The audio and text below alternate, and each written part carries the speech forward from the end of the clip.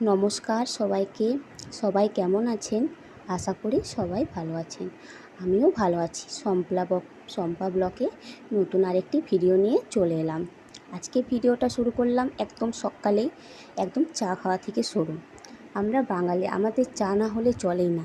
সেমনি আমারও তাই। সকালবেলায় চা আর বিস্কুট না হলে আমার সারা দিনটা একদম কেমনই যে যায়। এরপর চলে এলাম আমাদের রুমে, বিছানাটা একটু গুছিয়ে নিলাম আর ছেলের টেবিলটা। দেখো, আমরা যখন ছোট ছিলাম তখনও কিন্তু এইভাবেই আমরা সব কিছু অগোছালো করে রাখতো। মা সব কিছু গুছিয়ে নিত। স্কুল টিউশনি করার পর যখন আমরা ক্লান্ত হয়ে যেতাম, আমরাও কিন্তু ঠিক অগোছালো করে রেখে দিতাম। সেগুলো মা গুছিয়ে নিত। এখন আমরা মা হয়েছি, সেজন্য এই কাজগুলো আজকে আমাদেরকেই করতে হচ্ছে। আর যাই হোক, আমার তো মনে হয় ঘর যেমনই হোক না কেন, ঘরকে যদি তুমি ভালো করে গুছিয়ে রাখতে পারো, সেটা রাজপ্রাসাদের সমানই হয়। আমার ঘর যেমনই হোক, কিন্তু আমি গুছিয়ে রাখি, আমার তো মনে হয় আমার ঘর সব থেকে সেরা। যাই হোক, এই সিঁদুর কৌটাটা দেখলে, ওটা আমার ননদ এনে দিয়েছিল। আর এগুলো আমাদের বিয়ের ছবি আর আমার ছেলের ছবি। আর এই তাজমহলটা আমার শাশুড়ি মা নিয়ে এসেছিলো আগ্রা বেড়াতে গিয়ে আমার ছেলের জন্য। এটা কিন্তু ওর খুবই প্রিয়। ও সবসময় কিন্তু এটাকে গুছিয়ে রাখে। আমি একটু মুছামুছি করে নিলাম। এরপর ঘরটার মধ্যে বিছানা টিছানা ছেড়েছিলাম তো, ধুলোবালি ছিল বলে ঘরটা একটু ঝাঁটও দিয়ে দিলাম। আর আমাদের মেয়েদের তো এটাই কাজ না, সব সময় ঘর দোয়ার গুছিয়ে রাখো। আমাদের সকালটা শুরু হয় এই সকল কাজ করা নিয়ে। যাই হোক, আমি এরপর চলে এলাম ঠাকুরের ঘরটা একটু মোছার জন্য। আর যা যা কাজ আছে সেগুলোও এরপর আমি সেরে নেব। এরপরে আমাকে জলখাবারের জন্য আমি কিন্তু আজকে করব আলু চচ্চড়ি। আলু চচ্চড়ি কিন্তু আমার খুব ভালো লাগে। তুমি রুটি বা মুড়ি বা পরোটা তুমি চাই দিয়েই খাও না কেন, সত্যি আমার কিন্তু খুব ভালো লাগে। আমি আলু চচ্চড়িটা বসিয়ে নিলাম। এরপর আর যা যা কাজ আছে সেগুলো আমি সেরে নেব।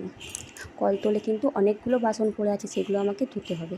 যাই হোক, আমার ওই সব কাজ সারতে সারতে আলু চচ্চড়িটা রেডি হয়ে গেছে।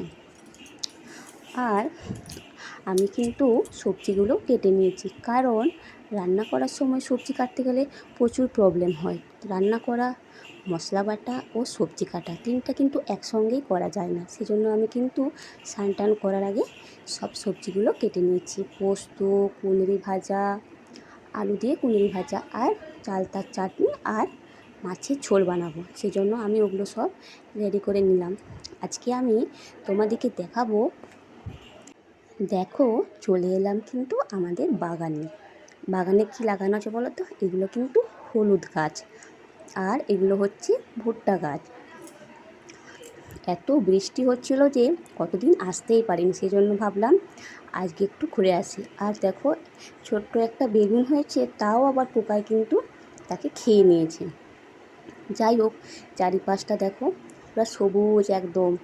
সবাই কিন্তু ধান লাগিয়েছে, কত সুন্দর লাগছে না চারপাশটা। আর এটা আমাদের লাউ শাকের গাছ, এই উঠছে। আর দেখো কত পেয়ারা হয়েছে, কিন্তু পেয়ারাগুলো এখন ছোট। তোমাদেরকে একটু দেখিয়ে নিলাম। এগুলো কিন্তু খুব বড় জাতের পেয়ারা, অনেক বড় বড় হয়। আর এই গাছটা কিন্তু গন্ধরাজ লেবুর গাছ। দেখো, এই ছোট ছোট লেবুগুলো এখন ধরেছে, কিন্তু অনেকখানি ধরেছে। আর এখনও ফুলও কিন্তু খুব অনেক আছে, ওগুলো কিন্তু আরও হবে। এটা কিন্তু সারা বছরই কিন্তু আমাদেরকে লেবু দিয়ে সাহায্য করে থাকে। যাই হোক, আমি কিন্তু এরপর বাড়ি চলে যাব। এই দেখো, বাড়িতে এসে আমার কিন্তু পুজোটাও করা হয়ে গেছে। স্নান টান করে আমি পুজো করে নিয়েছি। দেখো, আমার স্নান হয়ে গেছে, স্নান টান করে নিয়েছি, পুজোও করে নিয়েছি। এরপর আবার রান্না করব। আমি ততক্ষণকে রান্না করি। ভিডিওটা এখানেই থাক, আবার অন্য কোনো ব্লগে আবার দেখা হবে। টাটা।